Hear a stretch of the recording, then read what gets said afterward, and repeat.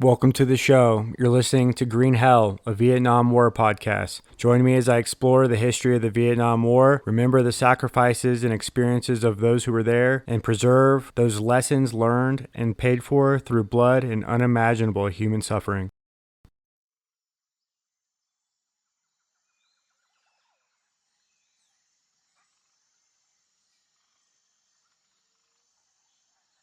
Hey, everybody. Welcome back to the show. I'm your host, Stephen Comstock. As of this recording, it is June 19th, 2025. That is Juneteenth. First and foremost, I want to give a special shout out to all the African American service members out there, notably and especially those who served in Vietnam. It's no secret that the United States has its racial demons, and we're still working through a lot of that. But back in the 60s and 70s during the Vietnam War, it's well documented and no secret that the African American community were being drafted to serve for this country and fight a war for this country when they themselves were not being treated with the same dignity and respect as other classes of society. So I remember and I thank you for serving this country despite all of that. And let me give you my word of gratitude in 2025, even if it wasn't given to you back when you served. So thank you very much. All right. Also, I want to give a shout out to Charles, friend of Jake. Jake tells me you're a big fan, and I really appreciate that, Charles. Keep tuning in. Also, Chris and Alan, I see you guys out there on Facebook giving me a lot of support. I really appreciate the support. And also Lindsay. Lindsay wrote me a nice email. Lindsay's father served with the 82nd Airborne during the Vietnam War. He carried with him some demons that stayed with him from the battlefield and bore that burden the rest of his days. He passed away in 2023, but Lindsay, I want you to know that I remember your father, and it is my great honor to document your father and those like him who carried with them for the rest of their lives an unknowable burden from the battlefield on behalf of a country that can be very unfair and very ungrateful. So, Lindsay, to you and your family, blessings to your father. His memory will not be forgotten, at least so long as I have to say so. All right, so getting to the meat of this episode. I know it's been a little while since I put out a new episode that is, so let's do a super quick recap. All right, the Viet Minh launched the border campaign of 1950. It started on October 1st and resulted in a decisive defeat of French forces along the northeastern border with China. The French had about 10,000 troops scattered across this border and scattered isolated outposts. By October 17th, the posts had all fallen one by one to the hands of the Viet Minh. In total, the French lost 6,000 troops. That's combined killed and wounded. They lost 13 artillery pieces, 125 mortar systems, 450 trucks, 940 machine guns, 1,200 submachine guns, and 8,000 rifles. Essentially, they had left behind enough equipment to arm an entire new additional Viet Minh division. Now, around the same time in Korea, the Chinese Communist Party had come to the aid of the North Koreans and inflicted upon the Americans great losses, which prompted the American retreat south. Needless to say that at this time, the communists in Southeast Asia must have been feeling pretty emboldened to continue their efforts. The wind seemed to be at their backs, not just in Vietnam, but also Korea and China as well. Remember, the Chinese had decisively defeated the non-communists and sent them fleeing to Taiwan in late 1949, nearly a year earlier. Fast forward to January 1951, the Viet Minh had taken back control of a majority of the territory of northern Vietnam, pretty much everything north of the Red River up to the Chinese border. Chinese communists on the northern border gave the Democratic Republic of Vietnam several key advantages which would turn the tide of the war in favor of the Viet Minh. One, they provided sanctuary for Viet Minh forces escaping and evading French mobile groups dispatched to sweep the countryside and destroy the Viet Minh in set-piece battle. The Chinese also provided material aid in the form of weapons, medicine, food, uniforms, and desperately needed artillery pieces. The influx of standardized weaponry allowed for the logistics of getting ammunition to be more universal, whereas previously the Viet Minh were working with a vast array of different calibers and types of rifles, and that made the logistics of supplying their army much more difficult.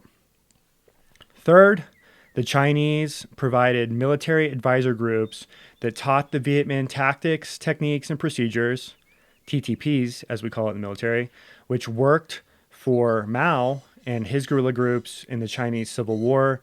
General Giap adapted some of these tactics and techniques to fit the terrain, but otherwise a lot of the same techniques that Mao used, General Giap copied.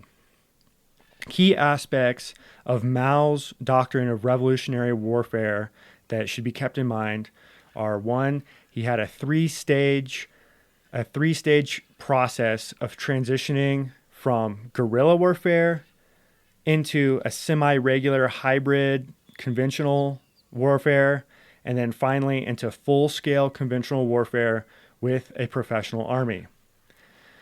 Second, Mao and the Chinese really emphasized communist political indoctrination in the military, using communist retreats in which military personnel were basically forced to study communist doctrine and writings, participate in group struggle sessions where they talked about their shortcomings of communist principles and ideology, and they used other cultish brainwashing tactics to reinforce this collective conscious idea, or as they call it, class consciousness. Okay, so between the period of 1949 through 1950, the DRV back home in Vietnam had enacted measures to mobilize the entire population under their control to support the war effort. This was the mobilization of civilians either to participate as combatants, porters to carry supplies, general laborers to fix roads and other infrastructure, or just farmers that were tasked with meeting output quotas to feed the civilian populace and, most importantly, the army. Now, by this time, the army of the Viet Minh, the DRV's army, had itself evolved from bands of disorganized guerrilla groups into 6 full-size 10,000-man divisions, supplemented with irregular militia and semi-regular regional forces. In total, the DRV's army was beginning to resemble a well-organized, well-equipped, and increasingly coordinated professional military capable of going toe-to-toe with the French.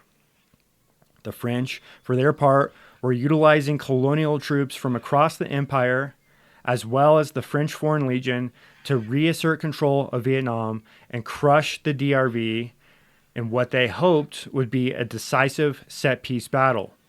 It is important to note that public support for the war back in France was wavering, and the political risks of using French-born, native French sons, if you will, to fight the war was mitigated by using these colonial troops. However, it should be remembered that though these colonial troops were fighting in Vietnam, they were almost exclusively under the command of French-born officers. So while you had some Senegalese or other colonial troops fighting on the ground. It's not to say that there weren't actual French-born citizens that were commanding them in a lot of cases, most cases. Okay, so by mid-January 1951, the DRV felt that it was militarily ready to fully commit to the general counteroffensive and engage in full-scale conventional warfare against the French to send them packing, just like the CCP had done against the Kuomintang in China and partially had done against the Americans in Korea. Keep in mind that these decisions were made pretty much unanimously by the DRV key leaders who were all members of the Indo-Chinese Communist Party. The non-communists in the government were pretty much completely sidelined at this point and had no real say-so in the policy decisions and military strategy of the DRV. Despite their best efforts, the Viet Minh were decisively defeated at the Battle of Vinh Yên, which is what we discussed last episode. In a nutshell, the DRV had determined that it was going to charge through, break the lines, and get control of Hanoi by the Lunar New Year. They were putting out propaganda in Hanoi that showed Ho Chi Minh's face and said that he would basically be there for the Chinese Lunar New Year, or Tet. So they come through this area known as Vinh Yên, and the French are determined to stop them in their place. The Viet Minh had about 30,000 troops in this effort. That's about 3 divisions dedicated to breaking through and reconquering Hanoi. Now, despite their best efforts, the Viet Minh were defeated when Marshal de Lattre de Tassigny took personal control of the French forces and ordered the mobilization of troops from the south to reinforce up in the north, as well as he ordered the largest bombing campaign of the entire French Indochina War. Every available aircraft capable of dropping or otherwise pushing bombs and napalm canisters out the door was called into the battle to annihilate the 30,000 strong horde of charging Viet Minh. Between the French artillery, bombs, and napalm, thousands of Viet Minh troops charging in human waves upon human waves were destroyed. The battle lasted 4 days and resulted in 6,000 known communists killed in action and a couple hundred French killed in action. Thousands more were wounded across both sides.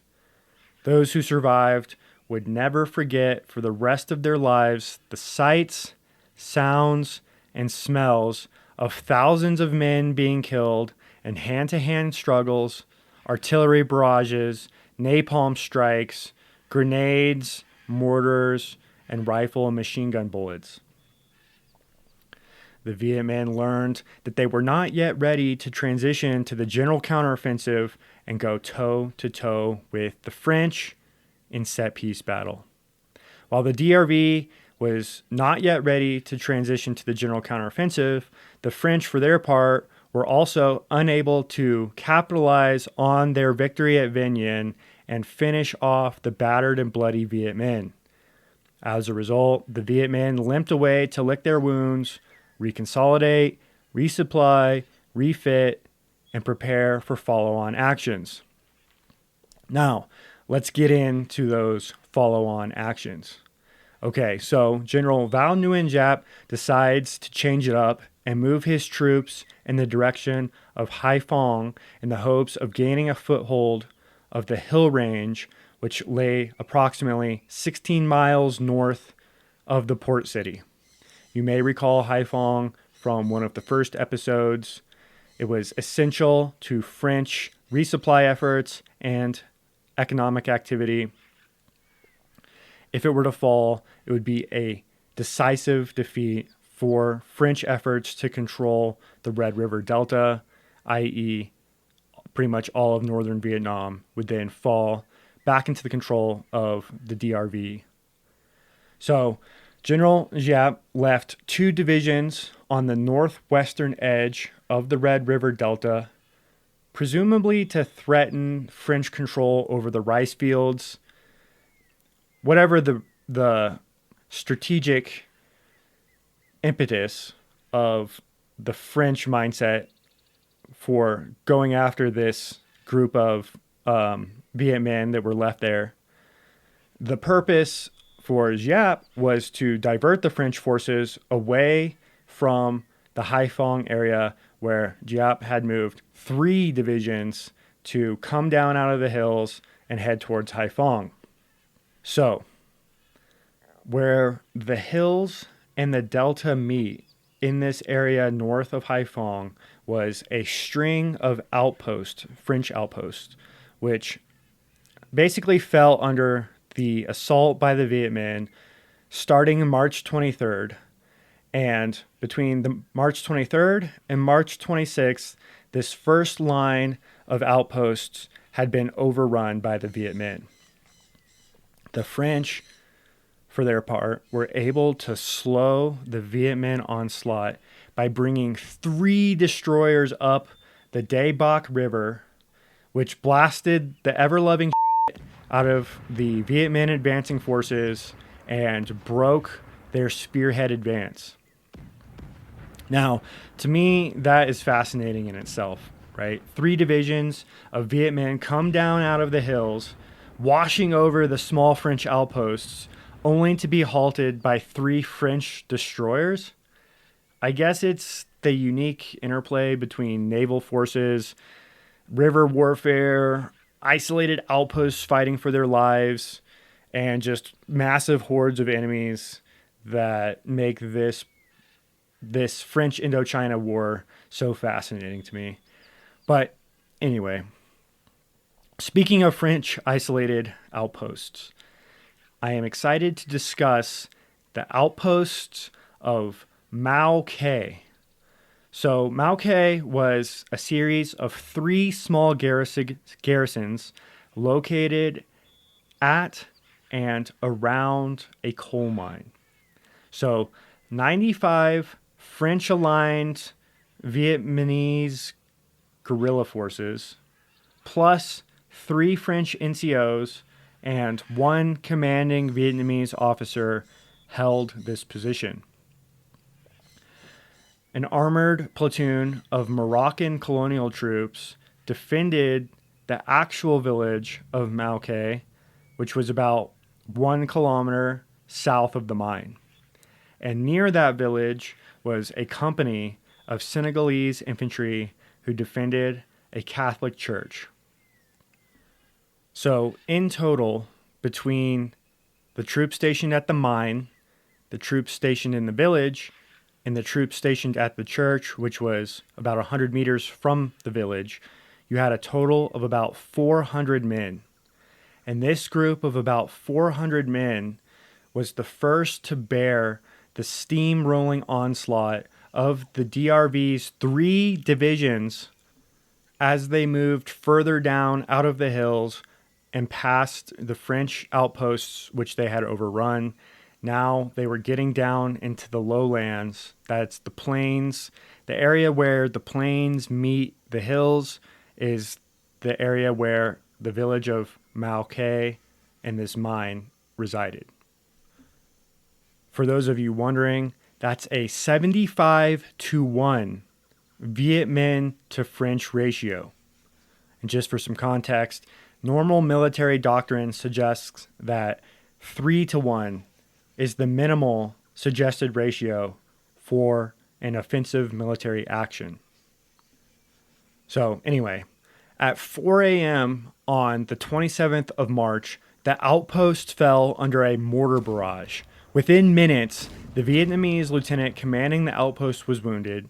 2 of the 3 French NCOs were killed, and yet somehow the first 2 waves of Viet Minh attackers were broken by the defenders, fighting for their lives with every bullet they could shoot as fast and as accurate as they could shoot them.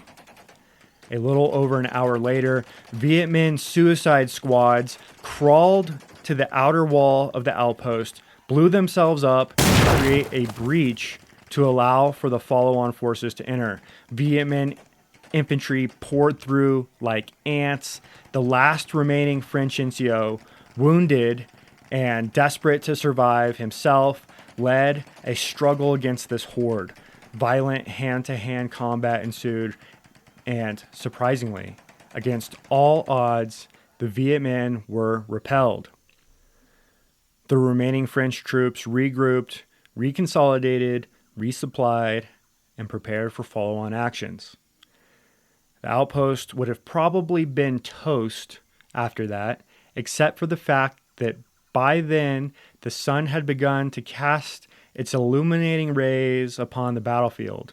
This allowed for French bombers to come in and drop napalm and fragmentation bombs on the open plains between the outpost and the hills.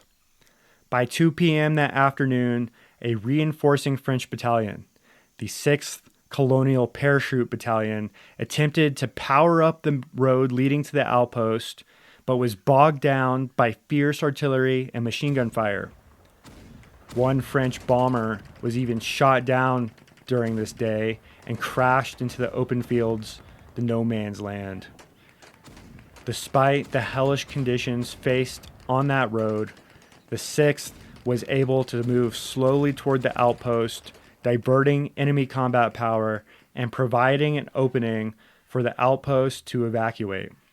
By 7 p.m., the survivors of the outpost at the mine began evacuating toward the village of Mao Khe, about 1 kilometer away, taking with them all of their dead and wounded, as well as, wait for it, the wives and children of the men who lived there at the outpost. Now, if you were wondering how it was possible for a force outnumbered 75-1 to survive against those odds, well, when you're fighting for the literal survival of your children and wives, with the thought of what happens to them should you fail and should they fall into enemy hands, well, that's pretty much as good of a motivation as you're ever going to get in a combat situation. Now, the communists didn't think that it was possible that the outpost's occupants could possibly escape, but nevertheless they did, and they actually made it to the village without being attacked. I think because the communists didn't even consider it possible, they weren't on the lookout for them escaping, and so when they did escape, they were able to escape undetected. Regardless, the survivors were not home free, as the village became the next target for the attack, and the Viet Minh charged in at 2 a.m. on the 28th of March. They started off with another barrage of artillery and mortars, which rained down on the French defenders and civilians at this village. Charging hordes of Viet Minh infantry broke through both village defensive lines as well as the inner lines which circled the church. Defensive bunkers around the church and village were hit with shape charges, which caused them to crumple, killing everybody inside. And the Viet Minh lobbed bazooka rounds at the watchtowers, which collapsed and killed everybody inside of them. The armored car platoon of the Moroccans became unable to maneuver, forcing them to dismount. And so the dismounted Moroccans formed an infantry platoon, which coordinated with the 6th to fight for the village, which was increasingly becoming engulfed in flames. French artillery bombarded the village, swarming with Viet Minh, and the Viet Minh were launching recoilless rifles, bazookas, and throwing incendiary grenades into every house, assuming that those houses were housing French defensive positions. So, as you very well may imagine, right, this resulted in just an inferno sweeping across the entire village. And for those of you who don't know, what happens in scenarios like this, where you have clustered structures that are all burning together, is they basically form literal fire tornadoes. And fire tornadoes in this situation are just going to sweep across everything, burning up everything until there's nothing left.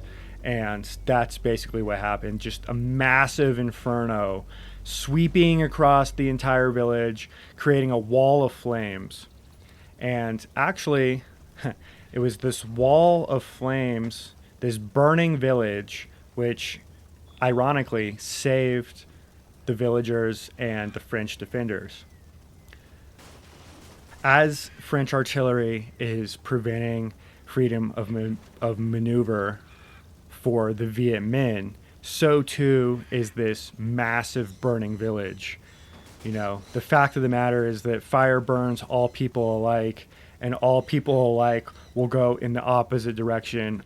So the burning village plus French artillery support prevented the Viet Minh from being able to maneuver into and conquer the village of Mao Khe. The next morning, against all odds, the French woke up to find that Mao Khe was still defended. There were 400 dead communists all over the place, and they themselves lost about 40 killed in action and another 150 wounded. That number probably does not account for civilians. I'm getting this information from Bernard B. Fall's book, Street Without Joy. It doesn't specify. I'm willing to guess that they didn't really tabulate those numbers into their into their report. Civilians were kind of an afterthought, as this war will show, has shown. Anyway, so with that tale of the defense of Mao Khe, I'm going to wrap it up for today. And I hope you enjoyed this episode. I hope you're finding all of this as fascinating as I am. I thank all of you listeners and supporters. I really enjoy the comments. I like the likes. I like the emails. It keeps me going. You can find me on X at greenhell6969. You can find me on Facebook. Greenhell Podcast is the name of my Facebook page. Or you can shoot me an email at 7thstanza@proton.me. All right, everybody. Be free. Peace. Stay tuned for another episode coming sooner than this one did. I promise that much. All right. Later, everybody.